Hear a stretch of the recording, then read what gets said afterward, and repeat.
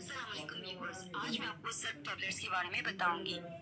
Surf tablet एक packing में आती है जिसमें हर पैक में 30 गोलियां होती हैं। ये 830 रुपए की होती है और ये दिन में 2 टाइम लेना होती है, एक सुबह और एक शाम खाने के साथ। इसकी कंपोजिशन में बीटा हिस्टीन डिहाइड्रोक्लोराइड 24 मिलीग्राम शामिल है। बीटा हिस्टीन डिहाइड्रोक्लोराइड जो है वो खून की नालियों को खोलता है जिससे खून की तरसील बॉडी में आसानी से होती है। अब मैं आपको इसके यूजेस के बारे में बताती हूँ, जिनमें है हियरिंग लॉस यानी कि क़ुव्वत समात की कमज़ोरी जो हो जाती है उसको दूर करने के लिए ये इस्तेमाल की जाती है।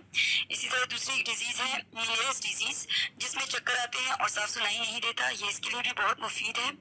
और टिनीटस एक इस तरह की बीमारी है जिसमें कान में घंटियाँ बजती हैं, कान में आवाज़ें आती हैं, तो ये इसके लिए भी बहुत मुफीद है।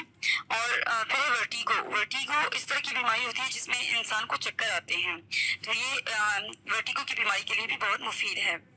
अब मैं आपको इसके साइड इफ़ेक्ट्स के बारे में बता देती हूँ कि इसके इस्तेमाल से आपके सर पर दर्द भी आ सकता है और हाजमा भी ख़राब हो सकता है और स्किन के ऊपर रेड किस्म के स्पॉट्स या रैशेस भी आ सकते हैं और दिल ख़राब हो सकता है और बहुत कम देखने में आया है लेकिन उल्टियाँ भी आ सकती हैं।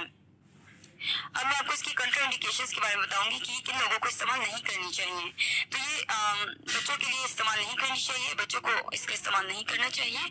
और जो औरतें प्रेग्नेंट होती हैं या अपने बच्चों को दूध पिलाती हैं तो उनके लिए भी इन टैबलेट्स का इस्तेमाल अच्छा नहीं है, उनको नहीं करना चाहिए इस टैबलेट्स का इस्तेमाल। फिर एक बीमारी आती है फियोक्रोमोसाइटोमा, जो पेशेंट्स हैं उनको भी ये नहीं इस्तेमाल करना चाहिए। फियोक्रोमोसाइटोमा डिजीज़ के बारे में आपको थोड़ा सा बता दूं कि इसमें जो हार्ट बीट होती है वो तेज़ हो जाती है और ब्लड प्रेशर हाई हो जाता है, तो ये इस बीमारी के लिए इस बीमारी के मरीजों के लिए इस्तेमाल नहीं करनी चाहिए। फिर है एज़मा पेशेंट्स अगर किसी को एज़मा हो तो वो भी ये इस्तेमाल नहीं कर सकते क्योंकि उनको सांस की तकलीफ होती है और ये मजीद मसला बना सकती है। फिर है पेप्टिक अल्सर पेशेंट्स, जो पेप्टिक अल्सर पेशेंट्स होते हैं, जो मैदे के तकलीफ में होते हैं, जो पेशेंट्स मरीज, उनको भी ये नहीं लेनी चाहिए। और फिर है रिनीटिस जो है वो इस तरह की बीमारी होती है कि जिसमें नाक के अंदर जो म्यूकस मेम्ब्रेन है उसमें इन्फ्लेमेशन हो जाती है जिससे जुकाम हो जाता है। ये जुकाम वाले इसके जो सिम्टम्स है वो होते हैं, नाक बहता है और छींकें आती है, तो ये इस कंडीशन में भी नहीं लेनी चाहिए। ये टेबलेट्स इस तरह के मरीजों को जो रिनीटिस से सफ़र हो रहे हैं उनको ये टेबलेट नहीं लेनी चाहिए।